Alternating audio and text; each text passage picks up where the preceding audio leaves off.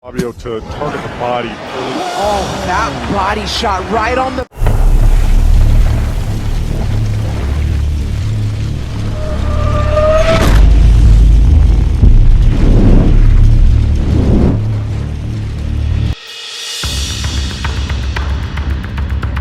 Ang laban na 4 na buwan ang pinagandaan ng ating kababayan, ang mandirigmang Pinoy na binansagang asero ng Pinas na si Vincent Asolabio. Pero pagdating na sa nakatagdang laban ay tinapos ang ating kababayan sa loob ng 2 minuto at 37 mga segundo lang sa round 1 ng kampiyon ng Hapon na si Junto Nakatani. Isang solidong body shot lang ang tumama sa katawan. Ang biglang napabagsak kay Asolabio, biglang tumalikod na nakaupo, sabay gapang at namimilipit sa sakit.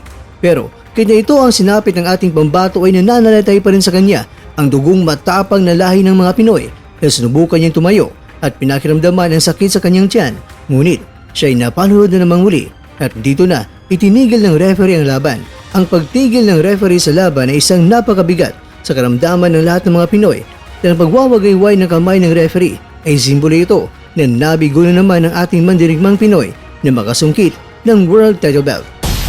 Dadalhin namin yung belt pa uwi ng Pilipinas. Hindi kami pumunta dito para matalo.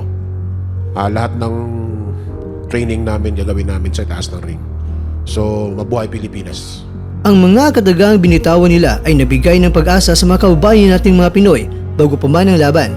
Dahil tila ba, sure na ang Team Asolabio na mabitbit talaga ang WBC belt pabalik sa Pilipinas dahil hawak ito noon ng The Filipino Flash no Nito Donaire Jr. At ayon pa kay Asolabio ay nakatanggap na siya ng tip kay Manny Pacquiao kung paano talunin itong si Nakatani at gusto pa ni Asolabio na pabagsakin niya talaga itong si Nakatani kaya ang sabi niya sa weigh-in ay that belt will be mine.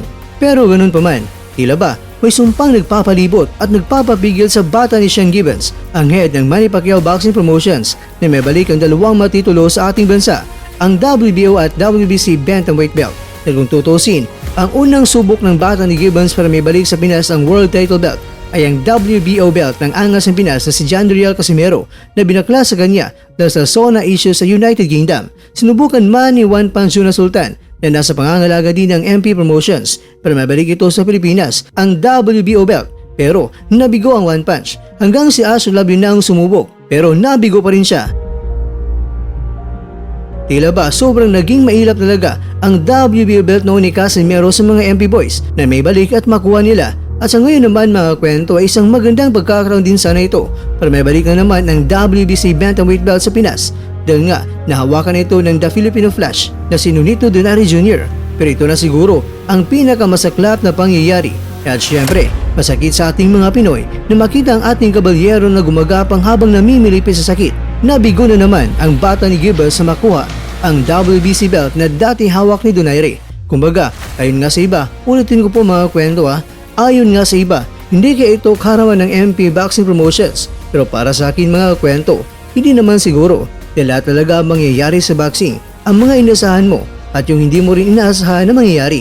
Sa laban ay hindi naman nagbabaya si Asolabio dahil kung tutusin, si Asolabio nga ay nagsanay sa loob ng 4 na mga buwan na kung saan kadalasan ay may mga 3 mga buwan lang ang sagad na pagsanay ng isang boksingero.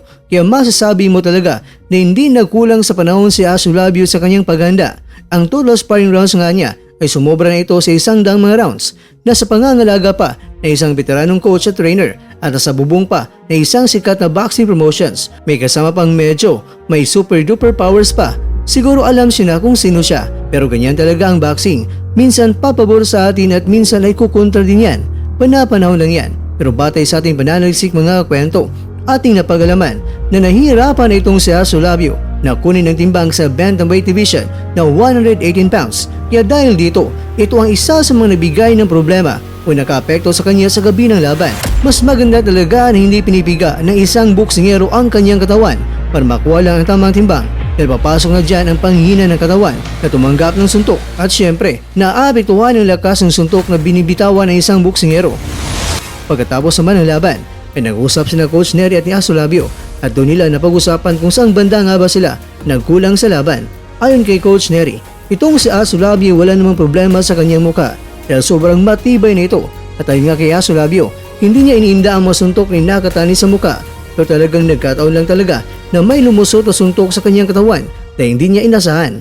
Ayon kay Coach Neri, Hindi talaga basta-basta dapat ang gagawin ni Asolabio sa pagpapatibay ng kanyang katawan. Dapat isang magandang setup ang gagawin niya para tumibay ito. Pero ganoon pa man, wala na silang magagawa dahil yun na nga, may suntok na nakalusot na tumama sa tiyan ni Asolabio. At ayon kay Coach Neri, kung ihambing mula ang lakas nila ni Jonto Nakatani at ni Vincent Asolabio, anuman ang lakas ni Nakatani ay gawin mong times 10 yan kay Asolabio. Ganyan kalayo para kay Coach Neri ang agwat ng lakas ni Asolabio at Nakatani. Kung tutusin nga raw, sa laban itong si Nakatani ay isang bully na boksingero. Yun bang talagang aatakihin ka talaga? Pero ang nangyari sa laban, itong si Nakatani nang nakatanggap ng masuntok ni Asolabio ay tumatakbo-takbo na ito. Pero sayang nga raw dahil may suntok na padukot sa tiyan sa sobrang bilis kaya hindi na malaya ni Asolabio na naging dahilan ng kanyang pagkatalo.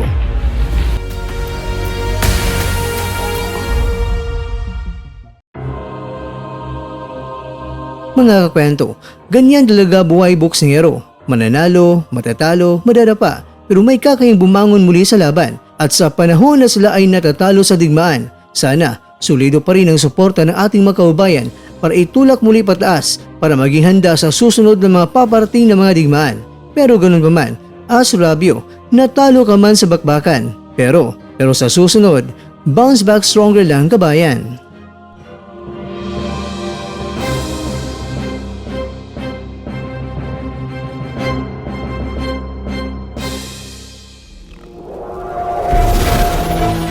At dyan, nagtatapos ang ating kwento.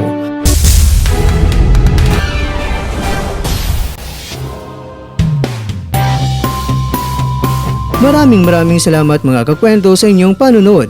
Pero baka naman mga kakwento ay nagustuhan niyo po ang kwento natin ngayon. Baka pwede niyo po kung mabigyan dyan ng like, subscribe at pa-click na rin sa bell button.